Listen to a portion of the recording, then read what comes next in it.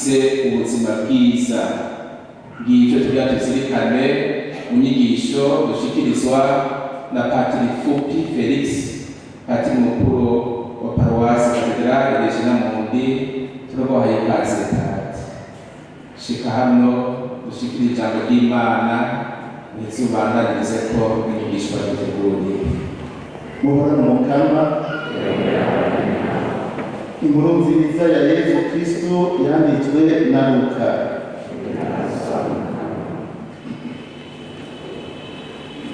Arongera arababwira ati, habaye umuntu yari afise abahungu babiri. Umuhungu muto yabwira se ati, dawe, ntabazi inkoranwa yanje. Se rero arabatoranya. Iminsi mike iheze, wa muhungu mutoyi akoranya ivyiwe vyose, yigira mu ntara ya kure, arasesa mu itunga ryiwe, acika ikiyerere. Vyose bimaze kumuhera, atera ikigoyi muri iyo ntara, atangura gukenya. Arahita agenda gushumira umuntu wo muri iyo ntara, nawe amurungika mu itongo ryiwe ngo amuragire ingurube. Yahora ashaka kwihembuza ibishishwa ingurube zirya, yamara nta n'umwe yarimuha. Niho rero yiyumvira ati, abashumba ba dawe barya uko bashaka, bangana iki? Nanje hano ndiko ndicwa n'inzara. Reka mve hasi ngende kwa dawe, ndetse ndamubwira nti, dawe, naracumuye kuwo mw'ijuru, nongera ndagucumurako, ntibikinkwiye rero ko nica umwana wawe. Ntabara, umfate nk'umwe mu bacangiro bawe. Arahaguruka rero asubira kwa se. Akikure se aramubona, yumva ikigongo kiravyutse, ariruka amugwa mu bitugu, aramusoma. Wa muhungu araheza abwira se ati, dawe, naracumuye kuwo mw'ijuru, nongera gucumurako, singikwiye kwica umwana wawe. Se wiwe yamara abwira abasuku biwe ati, nimuzane ikanzu nziza cane mumwambike, mugire ko mumwambika impeta ku rutoke n'inkweto ku birenge. Murabe kandi ikimasa kinuze ukibage, dufungure twinezerererwe, kuko uyu muhungu wanje yari yapfuye none yasubiye kuba muzima, yari yazimiye none yazimutse. Nuko rero baja mu vyo kwinezerererwa. Ariko rero wa muhungu mukuru yari mu murima, atashe yegereye inzu, yumva inanga n'ururirimbo bisekera. Yakura rero umusuku amubaza ivyo arivyo. Wa musuku aramwishura ati, ni umwe murumuna wawe yagarutse, mbere so yabazi ikimasa kinuze, kuko yasubiye kumubona akidundega. Dushemeze inkuru nziza ya Yesu Kristo.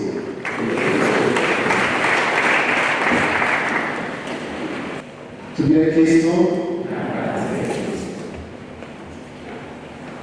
Patiri yamaze kubabwira inyigisho y'uyu munsi aho ishingiye. Muzomenya ukuri, maze ukuri kuzobagira abidegembye. Ni mu nkuru nziza ya Yohani, ikigabane c'umunani, umurongo wa 32. Mugabo inkuru nziza ndabasomeye ni Luka, ikigabane c'15, kuva ku murongo w'11, mu bisanzwe nari gushikana ku 32. Iri jambo rero, muzomenya ukuri, maze ukuri kuzobagira abidegembye. Ako ni agace gatoyi k'iryunganire,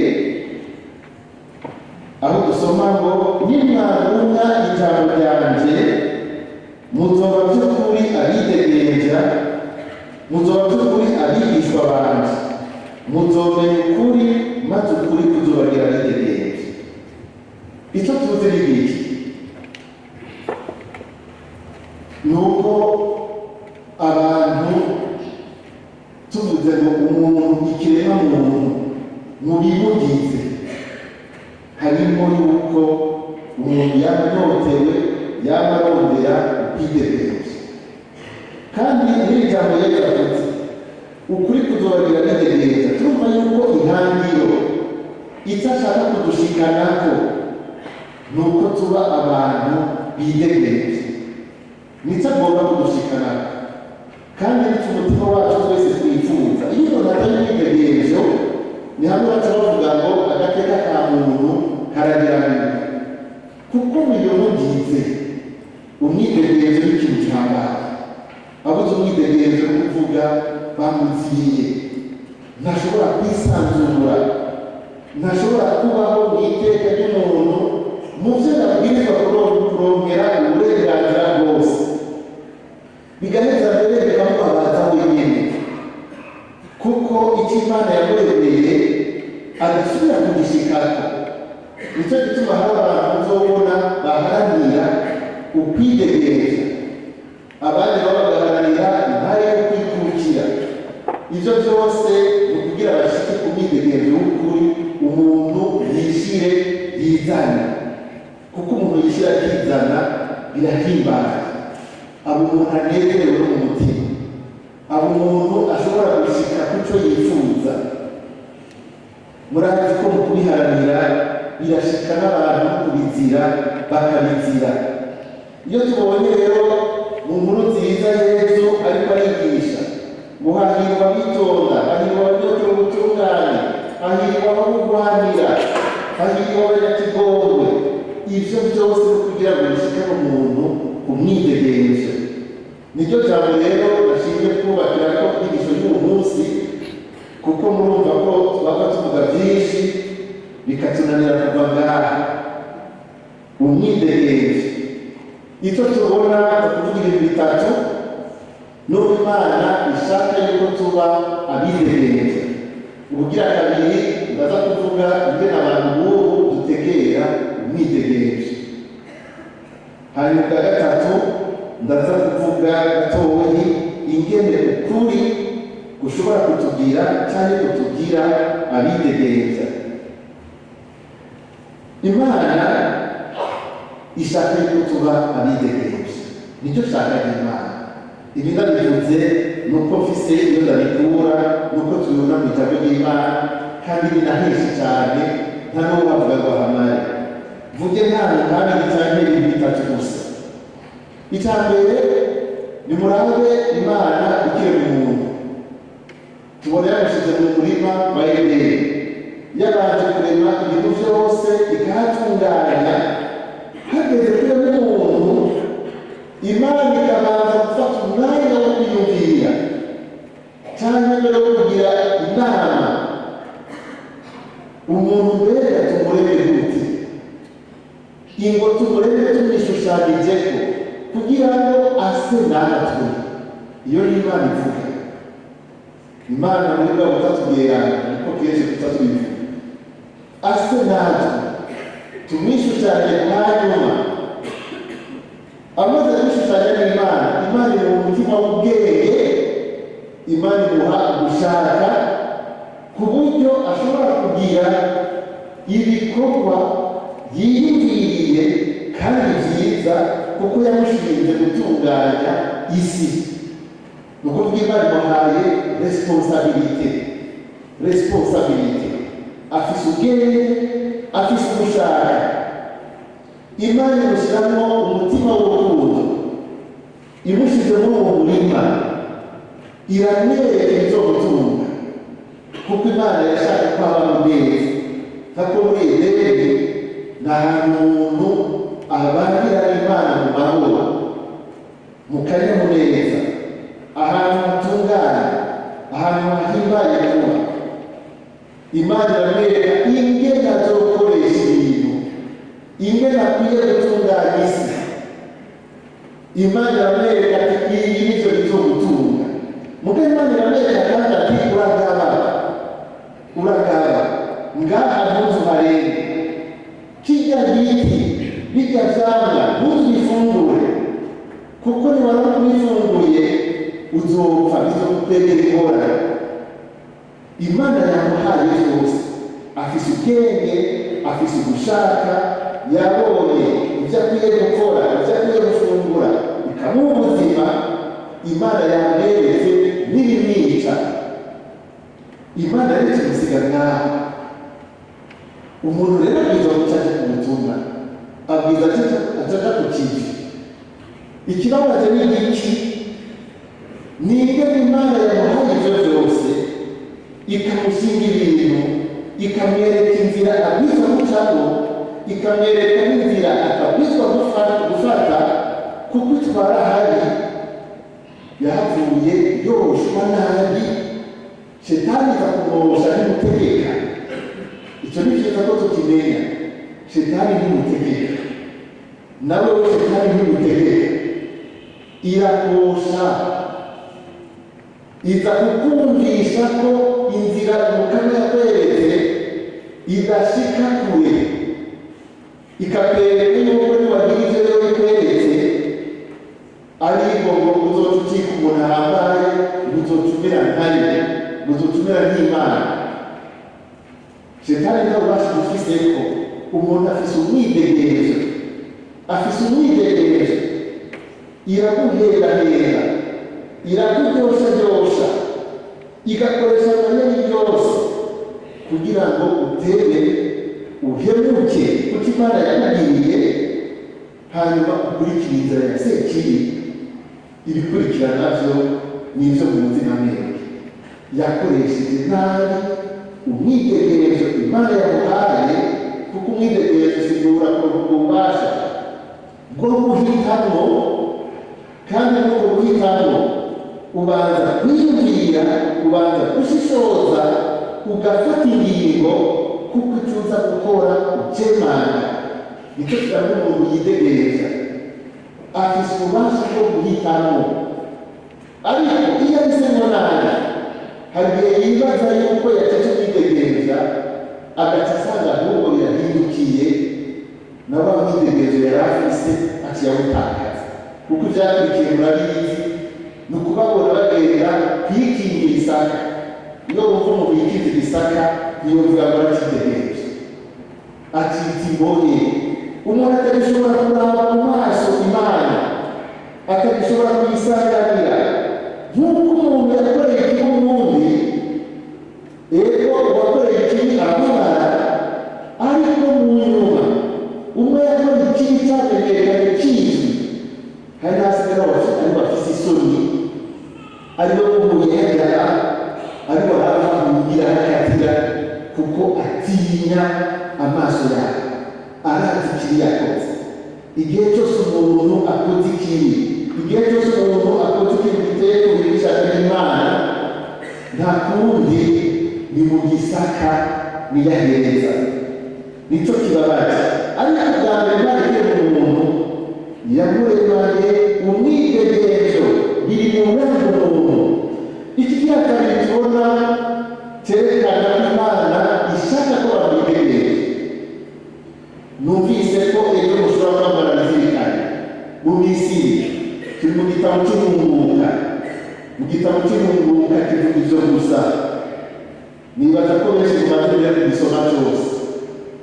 Mu kigabane cya gatatu kubandanya, niho tubona Imana imaze kumva amaborogo, imaze kubona ingene abantu Isirayeli babere, ifata ingingo yo kuza kubabohora, ifata ingingo yo kuza kubakiza. Mu kuza kubakiza, Imana yerekana impuhwe zayo, kuko umuntu nawe yacumuye, Imana ntiyamuhisha. Imana yerekana impuhwe zayo. Imana iboneka n'Imana y'ikigongo, idashobora gutuma umuntu kumureka amapfe agenda atagiriye, itanezerwa nuko umuntu ariko arababara. Imana ifata ingingo yo kuza kumukiza. Mu kigabane cya 20 umurongo wa 2, Imana ivuga ngo ni jyewe namukuye mu buja wari mu Misiri, ni jyewe namukuye. Imana niyikiza, Imana niyibohora, ishaka yuko abantu bitegereza by'ukuri, basubire kugira izina, basubire kugira igihugu, kuko hari icyo yari yabereye, kandi icyo yabereye cyane cyiza kuzubaha igihugu. Ni ukuvuga bagashobora kuba bitegereza bakarangura icyo Imana yashaka, bakarangura icyo mbwa ivyo kugira icyo umutima ushaka bisaba ko uwo mutima aba ari umutima nawo umurikiwe n'ijambo ry'Imana n'abaturage. Turakunda kuvuga agatima mpanuzi, ariko hageze ikibazo agatima mpanuzi kagorana, birashika kakagondana rwose, birashika kakaba mu gacumu. Kurangura icyo umutima wifuza vyabwiza guhura n'icyo umutima w'Imana wifuza. Nico gituma umuntu mbere yo kugira icyo akoze ashishoza kugira arabe yuko icyo agiye gukora kibereye. Iyo agishitseko nihatika umwidegemvya vy'ukuri.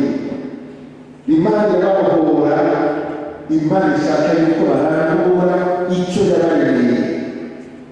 Imana iracisha mu bwato inzira ndende ntashaka imyaka 20 kugira ngo Imana igende abigisha igende batyorora, iracisha mu nzara. Hariho abantu babonye bari mu ngorane baca bishakisha bagashaka. Imana yarabacishije mu nzara nziza ko mugire, yarabacishije mu nzara, yarabacishije mu nyota, bari inyota nyinshi, mbere y'inzoka zadakomoye. Mugabo nawe nyine murazi icyo bari bakoze. Mugabo bari bakeneye kuregwa, bari bakeneye gutegera. Imana yaracisha kuri ibyo byose atari kugira ngo ibabaze. Mugabo y'Imana ibaza batyorore, ibatyorora gute? Babanze bige kumenya uwo bagiye kwirukira igihe bashonje, igihe banyotewe, igihe batewe, igihe barushe, igihe barwaye. Mbega ivyo vyose bigushikiye, wirukira nde? Utabaza nde? Bamenye ko atawundi ashobora kubakiza ivyo vyose atari Imana yonyene. Kubera bari bararonse umwanya wo gusenga ibigirwamana, bari bararonse umwanya wo kurya ivyo kurya bimeze ukuntu murabizi, ngo baritereka amasafuriya y'inyama. Mu misi hari ivyo turya, mu misi hari ivyo turya kubera bafite ubuzimire, bashobora kuvomera imirima naho bera ubukara bwinshi, abantu bagafungura bagahaga. Ngo baritereka isafuriya z'inyama mu n'amakokobe n'ibindi, ivyo murabizi, barabivuga mu gitabo cy'uguhanura, mu gitabo cy'uruhuka. Imana yaracisha ijambo kugira ngo bamenye yuko naho hazoza umuntu abaha ibisafuriya by'inyama bo kwitonda, kuko umuntu aje azokuzanira ivyo bisafuriya bizoduhaye kuturinda, ariko amaherezo ari naho uzosanga yakugize umuja wiwe. Imana niyo yonyene itubwira ivyiza, kuko yarababwiye abagaragwa, yarabahaye amazi yo kunywa. Niyo itubwira neza idashatse kutugira abaja bayo. Ibigirwamana vyose abantu bakurikira, urashobora kurunga ivyo bisafuriya n'ivyo, ariko amaherezo ni ukucika umuja. Imana yageza kumwumvisha, akakumvisha ubwenge, kuko hari ibintu bidafata. Muramaze kubona umwana mutoya nyene bamurera, umwana mutoya kumurera ntibamwicarira ngaho, uramuha ivyigwa nyene bihanitse birebire, bazana igitabo bazindure bavuga bati muri maremare, nta na kimwe yumva. Umwana mukwiga yiga mu buzima, yigishwa n'ubuzima, n'umuvyeyi kumwigisha barabibanamo, amurera akarorero, akamwereka inzira, akamwereka ingene bikorwa, kuko nawe nyene arabikora. Ivyo umwana yakuriyemo, umuvyeyi agiye aramwereka, akabikuriramo, akabimusubiramo, nivyo bizofata. Imana rero bafatanye urugendo, ibereke uwo mukwirukira, ibereke uwo mutabaza, ibereke ushobora gutanga amazi yo kunywa by'ukuri. Nibamumenya niho bazoba bitegereza. Abandi bose araguha, hanyuma agaca gutwara kiki ibyo abantu kenshi badakunda kubona bakajujuta ntamenye ko bamuhejeje akibaza ngo barafite ariko baramuha kandi ni byiza muga ntabone intaruma ku rundi ruhande shitani yamwatsi amutwara ikamwaka ubuntu ikamwaka iteka ry'umwana w'Imana ikamwaka icyari kimugize cyamutuma ashobora guhagarara imbere y'umukara byacitse uburenganzira utubona abantu bamukanye bariko baravuga ngo umuntu aramanutse mu minsi yose narumvise baracumiga ari bishasha ngo mama ngo upfa utamukanye ngo reka bavuze ngo iki ubwo ufite aho kanye kumenya amakuru nk'uko umenya abantu ukubaka hanyuma akagira igihe ugaca wabukana kugira ngo nawe ugakimwe nk'uko umenya bamutwaye bariko baragakina ukuri ibyo kandi kure uwo mugani narumvise kandi ijuru barakaza nuko nibagiye babacuruza abashobora gushika n'aho bashobora basanga ibiti cyangwa agashobora n'umuyaba cyangwa imbuga cyangwa imbere babifata nk'uburenganzira hari ikintu giharabura mu bantu kamaze witonde maze iminsi ndabona ku marezo sosiyo ndabona kuri YouTube mu maporogaramu abajene ngaha harimo n'abubatsi ntibakigira isoni cyo kuvuga kuri televiziyo bakakubaza ngo mbega we babayise bawe muri banda uko dobo kubatana ari umwana w'umukobwa akabivuga ahimbawe rwose kuvuga yuko afise abayise batanu ngo we muri banda wavuga tubiri gusa ukamenya ati ntituki utuyetse ziko mubi cyane ni ukuvuga imisoro cyangwa n'imwagendanye ukaryamana ubundi akavuga ngo n'umwe uvuze ngo nta n'umwe bose batabwirikira bakora cyo kirori cy'umuntu atagira umugezi ni ukuvuga baheho atagira abantu babiri cyangwa batatu basi bamaze kuryamana cyangwa basi bamaze kugendana aho ni mu by'ukuri ni ukuvuga ugasanga babifata nk'ibisanzwe n'abajene baruka bakabikuriraho ukamenya ni normal kandi babigize k'umuntu afise abayetse batatu bane kikaba ikimenyetso cy'uko yitegereza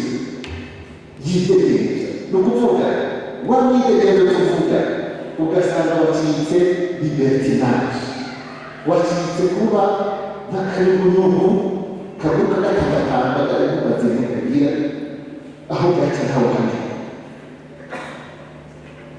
ibi tubona twumva gukororera mu burenganzira byerekana iki mwitegereza umuntu yaza kubyara niwe yitegereza uwo utajya mu misa asiba rero ko afise umwanya ngo aritegereza uwigangaza aritegereza uwo ni abatekinisiye les techniciens du sexe, les ingénieurs du sexe, la spécialité. Ubunyonyi n'umutwe ubudifiki no kuvuga usanga ari iganga yakorewe wowe cyo muri mu bintu bya kabiri cyo nari akabivuga ibintu by'imana kandi ntabwo rumaze kumubwira ngo ibyo bintu umugabo sibyo oya akabivuga yiyemeye kandi n'abandi ugasanga ari abantu bashobora kumenya n'itegereje umuhungu cyangwa umukobwa asiga urugo ku mugoroba agatoroka akagenda kudara muri patidoni agaca agaruka saa 10 agasiga akarusimba yahaye igituri umuzamu cyangwa yamenya ahantu yinjira mu idirisha arigendeye agaca yumva ati genda itegereje nka wa muhungu w'ishishungwe yashoboye gusohoka mu nzu ya se aragenda akora icyo ashaka gusa n'uko yagiye agaruka akinjira mugabo aciye mu muryango cyangwa mu idirishya cyangwa mu yindi nzira tutazi ukurondera ibinezereza umubiri mumenye ko ibintu biba bihanze umuntu biri mu bintu biduhanze bishobora kuremera umuntu, kandi ibyo ntabwo tujya bibabwira nuko biri ibyifuzo by'umubiri, ibyifuzo byo kuronka utuntu tuyaganaga biri mu bintu bishobora kuremera umutima umuntu atemeye kwigumya ngo amenye ingene abitumbereza.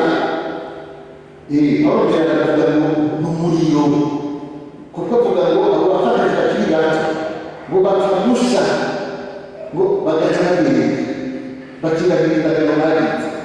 Ni ukuvuga umuntu arashobora gusha, biri mu bintu bishobora kuremera, aricyo gituma imbere turonka inyigisho turonka zidufasha kubitumbereza kugira ngo bitworohere ingene tubigamo n'ingene tubigenza. Umutima w'umuntu uragoye, umutima w'umuntu uragoye, umenga uravye neza muri iki gihe. Sinzi ko abantu babandanya bumviriza ya nzoka, abantu baranka ikintu kiza kubatangira, ntibamenye yuko ibwirizwa ry'Imana bimeze nka ca cuma batangiza kw'ibarabara kugira ngo umuntu ntava mu manga mu gihe hepfo y'ibarabara hari ikimanga kinini, ntamenye ko ari garde-fou. Abonye ikintu kimutangira agaca agira akantu umutima shetani arushaho akantu k'ubusazi, ukabona watangiye kugira ngo ntujyeyo, ugahita kuhatarika. Sinzi ko gukorokera mu manga umuntu aba ashaka kumviriza ingene bimeze, ariko umutima w'umuntu ugomba kugenda kunigana. Ubonye ikintu gitangira kivuga kiti ahantu hera, utugenda n'ubwo uhamagara umutima kugenda guhangana n'icyo kintu. Nk'abakristo ni byiza ko aho hantu tuharaba umuntu akamenya ingene afata intumbero y'ubuzima, kuko hari ibintu tutamenye ariko biratubamo ibyo ari byo. Nicyo byabaye kuri Adamu na Eva, icyamwa Imana yababujije ngo yakiraze ngo abona kiraryoshe kurya, ntashobore kumva uburyohe bw'ivyamwa vyiza vyinshi vyari mu murima, akabona kw'icyo birenga bica kure kuja kwamura ngo arye, kandi ibindi vyose bihiye bihishije bisa neza, bisa n'umuhondo, bitukura, buri bimeze gute, bimaze kandi vyaba dushobora twumve ko bihiye, vyose vyari bihari. Mugabo umutima w'umuntu ukamenya kuri kirya nyene kimujije. Muri ivyo ndamuze muraraba uzosanga ngaho urugamba rukomeye. Umutima w'umuntu urahengamye ku buryo kubera igicuro cy'inyaruko kumuhiranira. Nimugabire abanyisirayeli bavuye mu Misiri bakajabuka ikiyaga gitukura, muribuka rubanza bateye barumuna Miriyamu, bateye kuririmba Imana, baririmba ivy'ukuboko kw'Imana bishoboye, babonye imivyimba y'abasirikare ba Farawoni ku nkombe n'imigogoto yabo, ariko bigiye imbere. Abantu bahimbawe no kubohoka, umutima wabo urahindukira, bati bavuga ngo bashaka kwisubira mu Misiri, ngo barya ngo amasafuriya y'inyama, ngo n'ibitunguru, ngo n'amaparo n'amapapari. Bati bagiza Musa ngo kubera iki wadukuyeyo, ngo bashaka kuza kutwizira no kugara. None umutima w'umuntu by'ukuri ushaka iki?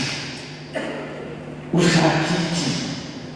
Umwana umwe ndanezerewe no kuva ahantu kubera ari ibigirwamana, aha hantu bariko bakorera, aha hantu twagize bukeye ngo dusubireyo. Ivyo ni kumva ari iki? Ikintu ukagiheba ukamenya ko iki, bukeye ukazibona wabisubiyeyo. Wasubiyeyo sivyo usanga bitubara, ukamenya neza ikindi gicumuro, ukajya no kukiga kikakutera n'isoni n'ukuri ukarira haciye iminsi itatu bakisubira. Twaba dufise ingorane ndababwira, muramaze kubona umukobwa yatwarira muhira muramaze kumubona urazi nyine bibabaza urazi nyine bitera ibibazo byinshi umuntu arabicamo agatwarira amezi 9 bikaruhisha umuryango bikagira iki bakamuhanura agafukana agasaba ikigongo ababyeyi sinzosubire haciye imyaka ibiri ukazimara kuzanira iyindi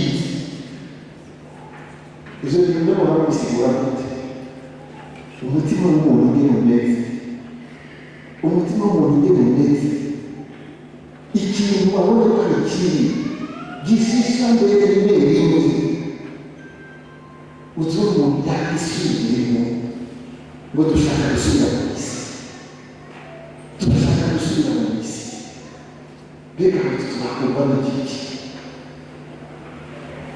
ibyifuzo byo nabivuze abaromani kigara k'ikindi murongo wa 14 gushika ku 25 ukumva ibisarangana ibisosa amafaranga tuzi yuko Yesu agereranya na mamo ni ukuvuga ikigirwamana abantu bashobora gukorera kandi kikanaboha biratera umutima w'umuntu kuko abashaka kuboneka abashaka guseruka abashaka kubonwa neza iyo ariko ararondera kubonwa neza rero hari igihe atarondera gukora ibyo abantu bakunda agashima ko abantu bamushima ntagende kubona yuko uko gukorera amaso y'abantu bihava bicika ikintu kimuboshe n'umukigereza iyo ukorera amaso y'abantu iyo ukorera amaso y'abantu ntushobora gucika umuntu yitegereza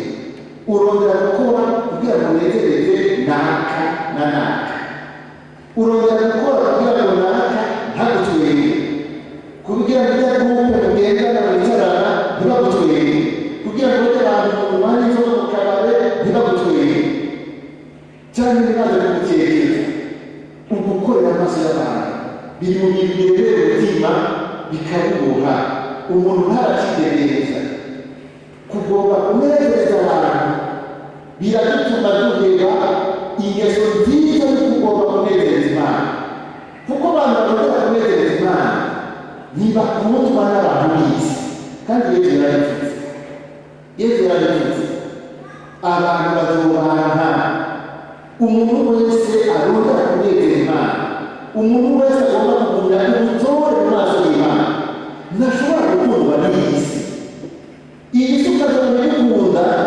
uratushyira ko wowe kuri interogasiyo nibaza ko utazongera kunezeza Imana by'ukuri igihe cyose wongera kunezeza Imana isi irakugora isi irakuremera isi irashobora kugutoteza nk'uko handitsweho hariya mu bahanuzi y'Abisirayeli ngo ababisha barakorana bakavuga ngo ujya mu ntungane ku bikorwa by'iwe biratwagiriza ngo reka tumutege umutego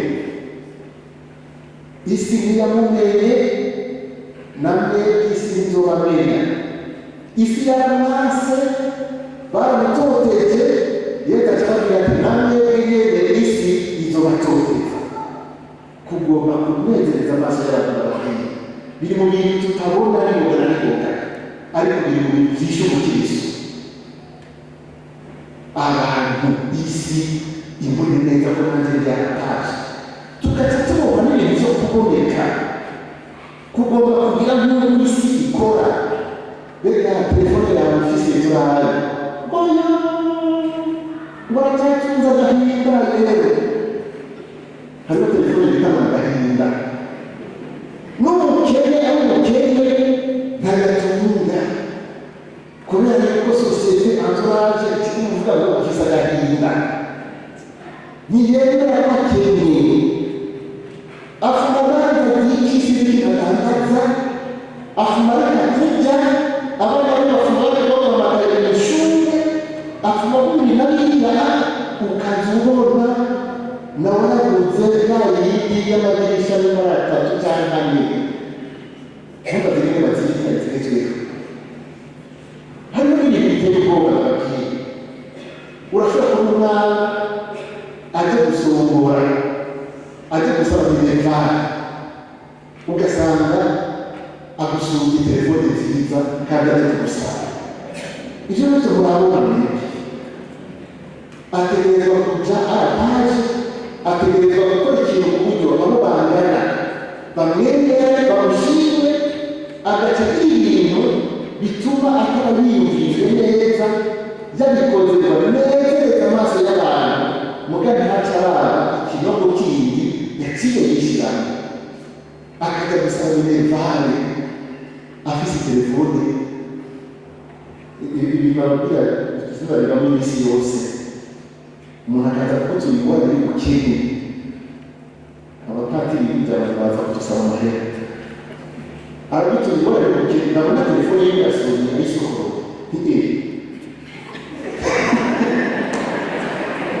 none ibyo batari bafise ngasigara ntangara. Niho tugeze, turashaka kuboneka, turashaka kuboneka neza. Abantu bagafata ideni bakikokora bakagira bidashoboka ngo mpaka bagere mariage bimeze niyo ntabwo yagize. Abantu babonye mugabo bishize mu kinogo bazobona imyaka 5 batoca mu cyo baje muri madeni cyane ko baginzu kubera ideni ry'ibirori bya mariage. Bikaba ko mariage y'abantu basanzwe abwirizwa kwiyerekana. Ivyo ni mu bintu bitugoshe ndababwire tutavuga kandi tutatubonye, ariko vyishe umukiriso, vyishe umukiriso. Kugomba kwiyerekana uko ntari, kugira mwereka nabi ngo ntibacishe mw'ijisho. Icyo jisho bagucisha muri nyabaki niyo yanditse kubwiza kugira n'ibyo ntabwo yagize. Hariho ufitiye ideni, ni twebwe twishyirako presiyo. Hariho presiyo iri ku bantu bishyirako, umuntu akayumva ngo ntakagira akantu n'akana. Muraza muraga ivyo twambara, ivyo tuvuga, ingene dusokoza. Umuntu ashobora gufata 50 akabigema mu bushatsi kugira uyagaraje ibuye atarasi yafise. Ivyo navyo murabona, none umuntu mwitegereje wewe yazobereka umutwe ubabonye none utugereje ivyo ivyo nakimwe tungura rarete n'iki nuko umwana abwira bukeye ntakayefise ntakaramu yaraheze ntamayafise yagiye ari mu mutwe kandi mu minsi mikeyi bitagiye bishizemo ubwiza buco usubirayo udashaka ko umushatsi ukirika nuko bimeze.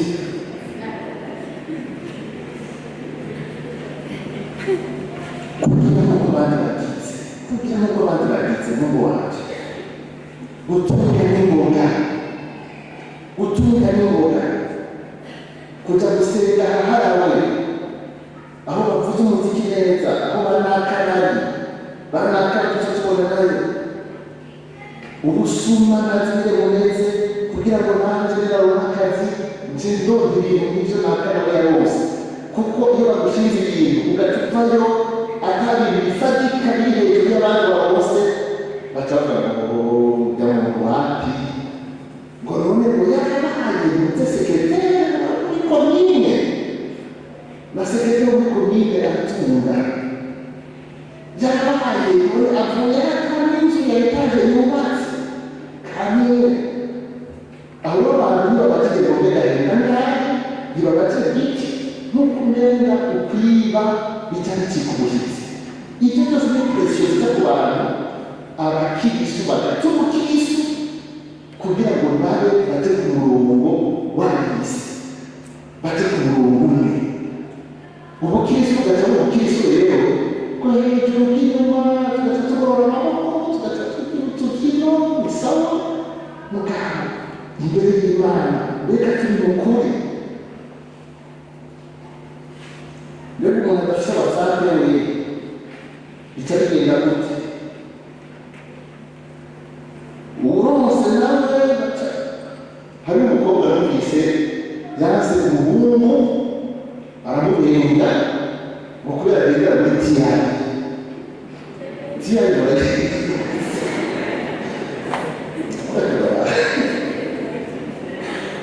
niba umukobwa yibaza ko se niba agendera mu gituga kinini yakize amahanga umuhungu ajya kumuresha agendera muri tiyari deja umusore afite tiyari umuntu unakomeye abasore bose bagendera muri tiyari yaramase abandi bakobwa bangana abasaba amafaranga bamutwera ngo kubona umutindo wiwe niko bavuga bagendera muri tiyari hari umuntu avuga ati wasore tiyari yongera rero bikashaje abandi bakaba bagera hano ese musana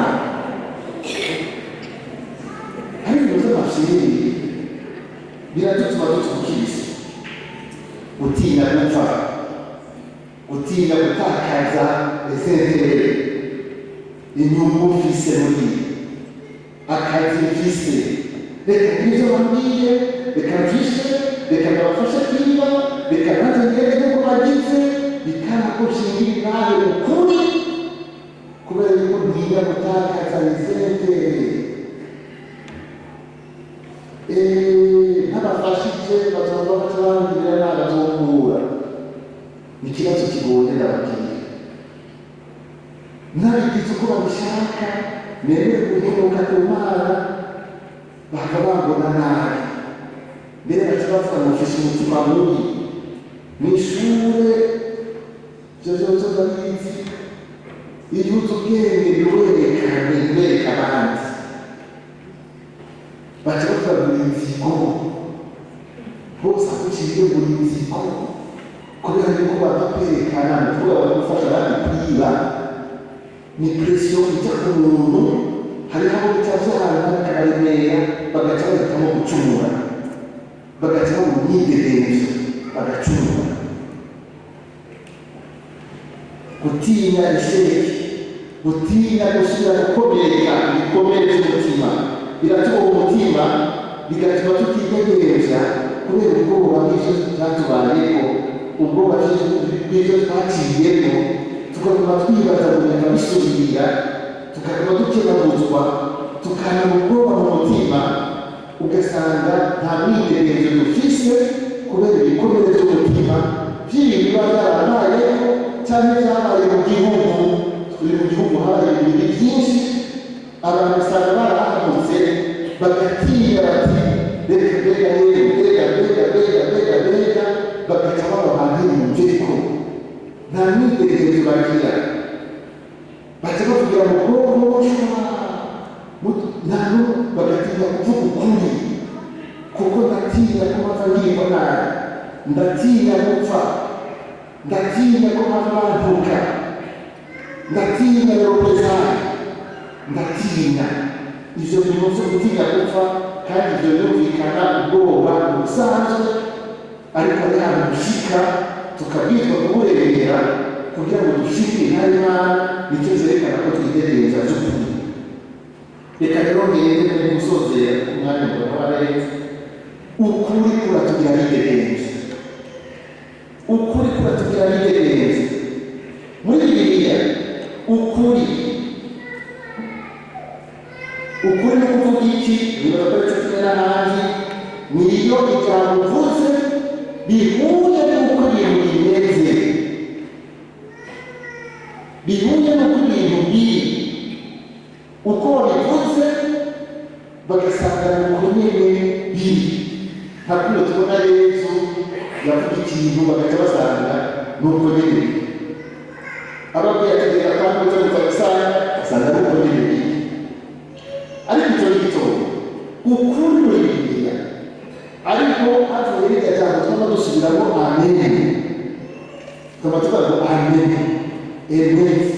emura amen iryo jambo bitwereka yuko kuri Bibiliya ukuri ni ikintu gikomeye ni ikintu kidahindagurika kidahinduka kitanigana cyangwa ukuri ni ukuvuga ikiriho atari akantu baza abaturage bitwo bashaka ni ikintu ubona gifite umunsi rero uzasanga mu kinezi.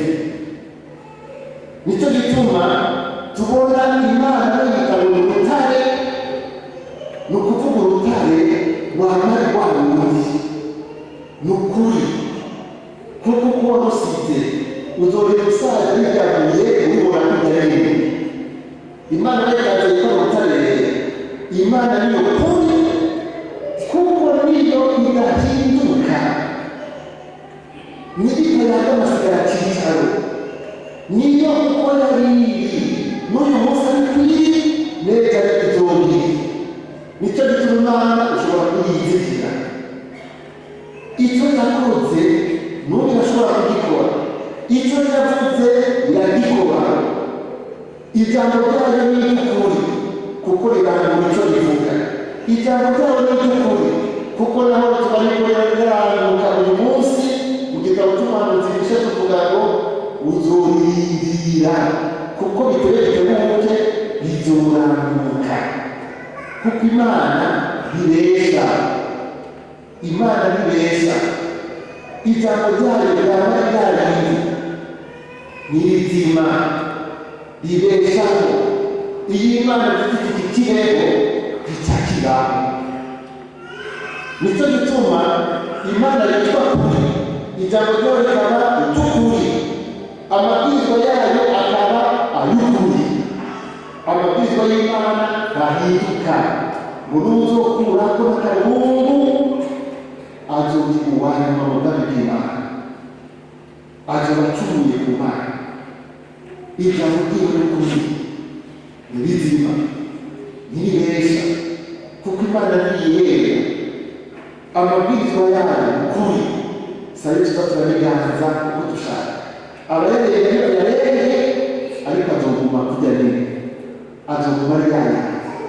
Abahemuka barahemuka ariko azoguma narya nini, tujana canke tuvyere.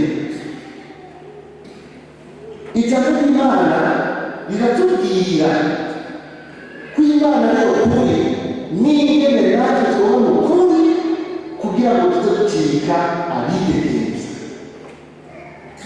Mvuga ibi bitatu Pawulo aratubwira niho byinshi mu bishobora kuvuga. Icya mbere Pawulo aratubwira n'igiki kitubwira bidegenza, atubwira ukubohoka ku gicumuro. Twabivuze mu nama, igicumuro cyo cya mbere kitwaka wa bidegenzo Imana yari yatwaye. Hamwe tubona Adamu na Eva baca baja kwidegenza, hamwe tubona umuntu acumuye asigara atinya iwabo ngo sigikwiye no kuba umwana wawe, sigikwiye. Nta mwidegenzo w'umwana abifise, yaratakaje iteka ryo kwitunganya. Igicumuro gituma kiza gucafuza ubwiza Imana yaduhaye, kikadukura n'iteka ryo kwitwa abana b'Imana, kuko tuba abana b'Imana by'ukuri iyo turiko turarangura icyo Imana ishaka. Turabwirizwa kubohoka mu gicumuro kuko mu ijambo ry'Imana rivuga umuntu akora igicumuro wese acika umuja w'igicumuro. Nta muntu akora igicumuro yidegenza. Nicyo gituma rero kugikora aridegenza. Ubu rero aho tugeze abantu basigaye bakora igicumuro ku mugaragaro bagaca bavuga ngo byerekana umwidegenzo. Abana ntibabikore ku mugaragaro ngo kugira ngo babakingutse abantu, ni ukugira ngo abatora twibuke nabo babakurikiye bariko bakora igikorwa cya se wabo nk'uko Yesu abivuga ari Shetani. Ariko imbere y'Imana ntibashobora kwegera imbere y'Imana, bameze nk'abari mu gisaka. Imbere y'Imana ntibabereye kwitwa abana b'Imana na gato. Nuko Imana mu mwiherero yaduhaye iratureka ikaduha umwanya kugira ngo dufate akanya ko kwiyumvira na wa muhungu w'igisushungwe, tubanze turabe n'inkurikizi z'igicumuro. Nitwagira Imana agatima amanuzi kakatwibutsa, duheze twigarure. Imana turindira kuko ishaka ko dukira, ishaka yuko twigarura, iraduha umwanya ukwiye. Ko abantu bakora ibintu ku mugaragaro rero, ko abantu baca ku mateleviziyo bagasanganira ku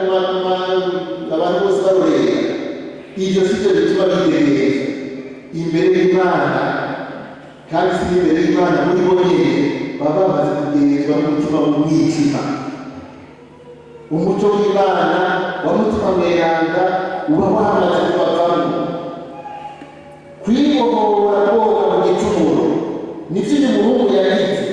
Yafashe akanya yibaza ahari, arateba abona igicumuro yakoze gishika. Kera nacyo yabona, kera yibwira ngo yabaye umuhizi, yarabibonye, arateba afata ingingo, araza kwirega ati dawe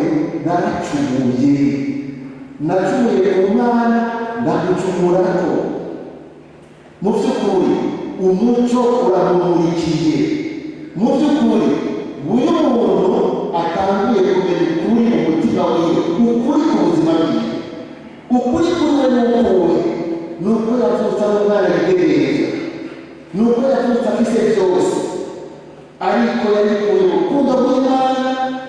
Ubona harabonye n'igicumuro kimushikane, yabonye n'igicumuro ibyo yagiyemo bantu rero arategereye ko ubuzima buri padata, nsubire padata, kuko hariya n'umucangiro arajya agahaga, nanjye n'akagahinga inzara iranyishe. N'ibyo kurya bituma ari ibintu biza kurwanya muri twebwe, kuko iyo ukoze ibikorwa umutima wuzuye ishavu cyangwa inzigo cyangwa ibindi na bibi, acakora ibikorwa by'ishavu nyine, ntasubira gukora ibitunganye. Nk'uko gusozera cyane umwidegenzo, Pawulo yaratubwira yuko ari kubohoka ubwoba bw'urupfu. Urupfu ndabivuze amashobora guca gucukumira. Abakoreye mu kibazo cya 15 umurongo wa 56 rero nabivuze urupfu, turatinya urupfu. Tuvuze urupfu rero ntimwumve gusa ko bagushikana ku mwanya. Urupfu ni ikintu cyose kiza kukwaka ibintu biriko birakoresha, ibintu bigutunga. Iyo ubaye indwara utinya urupfu, utinya indwara kuko ushobora gutwara urupfu. Iyo uri umuntu ashobora kugukura mu kazi uramutinya, kuko agukuye mu kazi uzoca uba icumurya, uba uticumurya urapfa. Iyo ari umuntu ameze uku cyangwa ibintu bivuga byo kugutekereza, ahava kumanagaza mu bantu ucumira mu wapfuye mu kibano n'imiboro sosiyale. Ivyo byose turabitinya. Icyo nshaka kuherekana ko kubera umwanya bampaye barenze rwose, twemere gushaka kwitegereza, gusaba umutima nk'ujya waranze abamaratiye. Ntushobora kumwitegereza utemeye uwo maratiye. Mbega abamaratiye tukibaza iyo baheruka niba babazi. Rero natwe ko turabyibaza abamaratiye bamaze imyaka 2000 bapfuye. N'uyu munsi tukibibuka kubera gutwara bagize. Iyo baheruka, iyo wumva nta muntu wo mu gihugu umberanye mu gihugu, nta muntu wo muri data muri Swasani, nimwumve Swasani y'ubu, kuze Swasani y'ubu batuma. Nimwumve umuntu wo mu majana 5 cyangwa mu gihumbi ngo yahemutse bari kwakira ubuzima bwiwe bakiriho uyu munsi. Nta muntu wo mu 1800 ngaho Burundi, 1850 gisigaye ngo yahemutse barakikira gatwe, nta n'umwe bakiriho uyu munsi. No kuvuga iyo bahemuka ntituba turahazi. Bajya bari mu bitaro bacu barasenga. Iyo bahemuka biba bimeze gute? Ntituba turahazi. Mugabo iyo bahemuka no kuvuga iki hajyana iki? Abari baje kwica no kuvuga iki? Baca bafata abana bamwe n'ubwoko bumwe bakabatikiza, bigaca bibintu by'agahomerabona. Mugabo n'abapfiriye hamwe biranabiteka, bigaca bibiteka twese tureketse. Hari nyabuze abari kutubatiza gato. Mugabo muri abo bakikiza gato ntiyakunze n'abandi baba bamaze gupfa. atembera uzopfa natwe muzopfa n'urugo tuzopfa uhemuka udahemuka amaherezo uzopfa ntutinye tutembe umumaratiri sinababwiye ngo mbere gupfa batware ku mpande nimwemere umumaratiri burya bwo gupfa bukebuke umumaratiri bw'ugabira Imana yemera kubaho agabira umugore agasha kubambira agasha no kuwa kabiri agasha no kuwa gatatu agasha no kuwa gatanu agasha hanyuma agateba agahora agatekana mugabo kugira ngo bashingire intahe icyo rero ibindi ko ndavuga yuko byanditse ni ubumaratiri bwo gushingira intahe Yesu bwo kuvugira Yesu bwo kudatinya umwimana wundi bwo kurwanya ubutungane inkurikizi ntituzobora kuko isi yabivuze ntidukunda ntibikunda umuntu ashingira intahe Imana ntibikunda umuntu ashingira intahe umuntu ariko arashobora kuzokera arashobora kuzoza mu bintu bisosa bisayangana arashobora kutadukera horeka byinshi mugakaryama kare mugabo akaba yashingira intahe ukuri akaba yashingira intahe Imana akaba yakomeje ubutore bwiwe akemera agakena akazigarurira hagati imbere y'Imana akumva yitegereje niyo yapfa imbere y'Imana akabona abamarayika bamusanganira kuko yase guhemuka kuko yemeye umumaratiri mu buzima bwa minsi yose buke buke arebera amabara kugira ngo anenane izina ry'Imana mumenye ko umwidegemvyo n'ingabirano twizigire Yesu yatsinze yadukuye igicumuro ntitubone umwidegemvyo w'inyuma gusa tumenye ko umwidegemvyo w'ukuri ari umwidegemvyo w'imbere mu mutima nicyo gituma rero abatumirira namwe kugira ngo uyu muhungu ntimutinye guhaguruka ngo musubire kwa data niho hari ubuzima niho hari umwidegemvyo ntimutinye guhaguruka ngo mwature ibicumuro byanyu kuko nivyo bituboshye bitubuza kuba bidegemvye ntitutinye kuvuga ibidutera ubwoba ntitutinye kuvuga ivyadukomerekeje ntitutinye kubivuga kugira ngo batubereke inzira yo kubohoka iyo nayo si ni Yesu Kristo umukiza wacu umucunguzi wacu umukama wacu amen.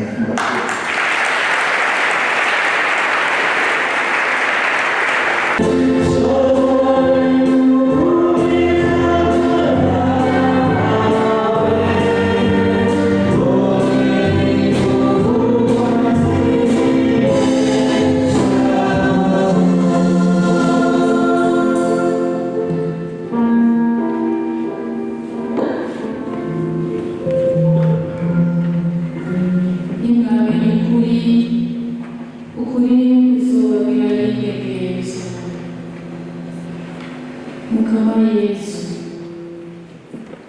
turagukengurukiye turagushimiye kuko ari wowe jambo waje kutwimenyesha mu ijambo ryawe nyene kugira ngo duhishure ukuri turagukengurukiye kuko kuri kano kagoroba uduhaye kwinjira mu buzima bwacu kugira ngo turabe hangahe twabaye umwana w'ishushungwe tukaja kure y'Imana turorera umwidegemvyo wacu tugatakaza umwidegemvyo Imana yaturemaye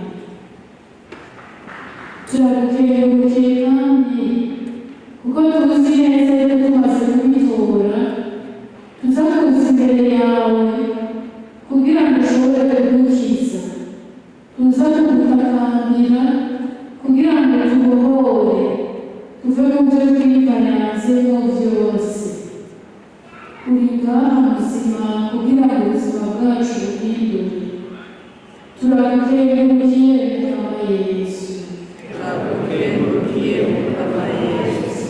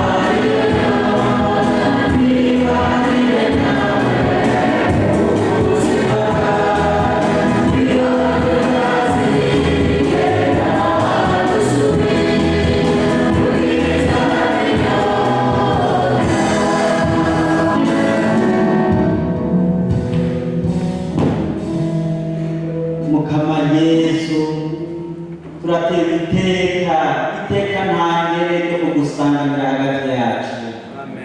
Urakaza Mukama Yesu, urakaza we uje kunkiza, we uje kumbohora. Urakaza Mukama Yesu, urakaza Mukama Yesu, wewe kuri nyako, kugira ngo natwe utugire abukuri, ukuri kwawe kutugira bidegeja. Urakaza Mukama Yesu, urakaza Mukama Yesu. Ndabuje kundambiza, we uje kungendera. Urakaza Mukama Yesu, urakaza Mukama Yesu. We uje kugendera umwe wese mu bari ngaha. Urakaza Mukama Yesu, urakaza Mukama Yesu. Bavukanye mwese mutegura imitima. Yesu araje kuyibyagizamo amahoro yiwe. Yesu araje kuyibyagizamo ukuri kwiwe. Duheze turabana n'Imana bagushitse. Urakaza Mukama Yesu, urakaza Mukama Yesu. uraje kutubohora Mukama Yesu, uraje kuduha ubuzima, uraje kutugirira Pentekote nshasha, uraje kutugarura mutima mweranda waduhe ukwidegenja nyako. None turakongeye amashi, uri Yesu amanutse, kandi umanutse wazipenyeye, uje kudusubiza ubuzima, uje kudusubiza umwidegenjo. Turagusanganije amashi menshi, uri Imana nzima, uri Imana idukunda kandi twitwararika. Uragaheza ni kwa Mukama Yesu.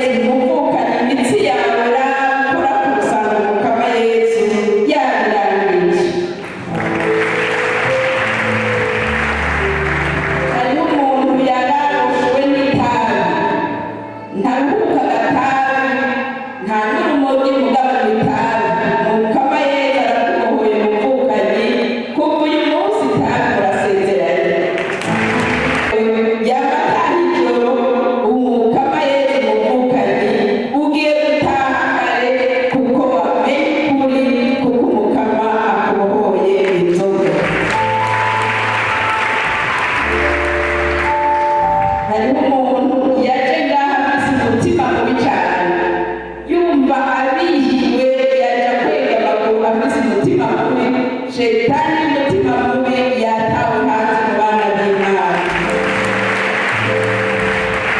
Hariho umuntu yama afise akanyota ko kwiyahura, yama agerageza kwiyahura na shetani ikamwumvisha ko yo kwiyahura kugira ngo byose birangirane kuri iyi si. Kuva ubu akirira ingabirano y'ubuzima, umukama Yesu araduhaye ubuzima buvukanye.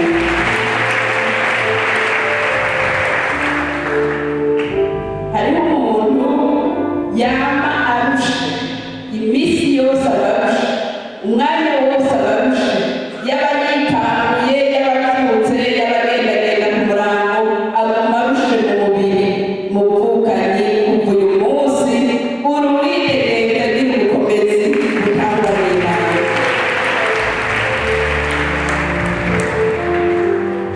Hariho umuntu, iyo muzi umwe murabizi ko mushobora kuba muri benshi, sibyo? Wewe nibuza kumva ico Yesu yakoze, kandi uvyemere utavyemere, uvyemere uyu munsi canke uzovyemere, Yesu akoze abakoze. Ntusubira kwibaza ngo mbega ngo vyarindi ngo mbega ngo ndacagwaye umutwe.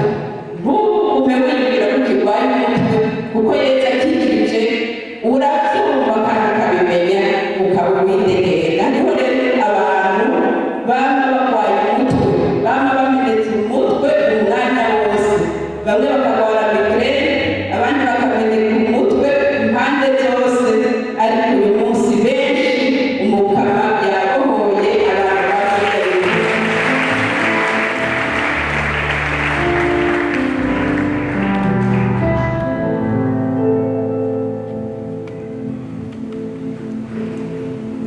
Hariho abantu bari bafise ishetani y'ukwama bahagaritse umutima, umwanya wose umutima uhagaze, abahagaritse mu mutima.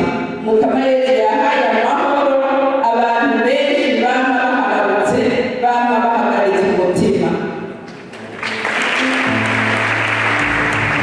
Hariho muri twebwe umuntu aguma atakaza ubwenge, akayoberwa aho ageze.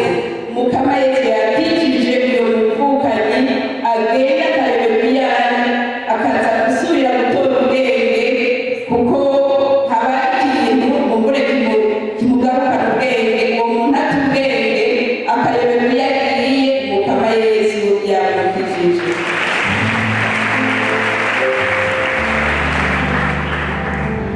Hariho umuntu yari afise yamana ikirungurira, ariyo yamazi ikirungurira, avumbuye ibyo kurya agira ikirungurira. Mukama Yesu yakijije hagati yacu umuntu yari afise indwara y'ikirungurira.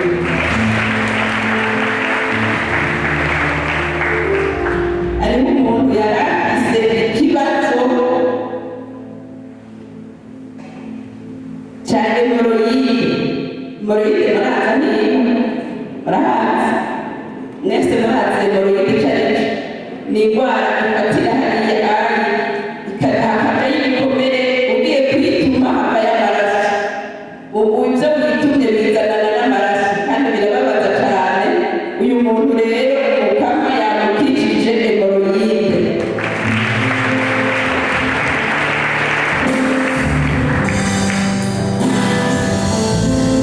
Aho Mukama abona byinshi kandi ati byinshi. Hariho abantu baba n'umwikomo, baguma bafise umwikomo. Si ishavu n'umwikomo, nico kimwe. Ishavu n'umwikomo sico kimwe. Jewe ico numvise si ishavu n'umwikomo. Ukantu gatoya baba bagize umwikomo. Mukama Yesu yakijije uyu muntu yamana umwikomo wiwe. Mukama Yesu yakijije kandi abantu batagira itiro, baba barahariye, hagera mw'ijoro aho kuryama bakavyuka bakicara bakaja mu vyiyumviro, kubera kumbura ingorane barimwo. Mukama Yesu yahaye amahoro abo bantu, yabahaye n'agatiro. Nimugira amahoro.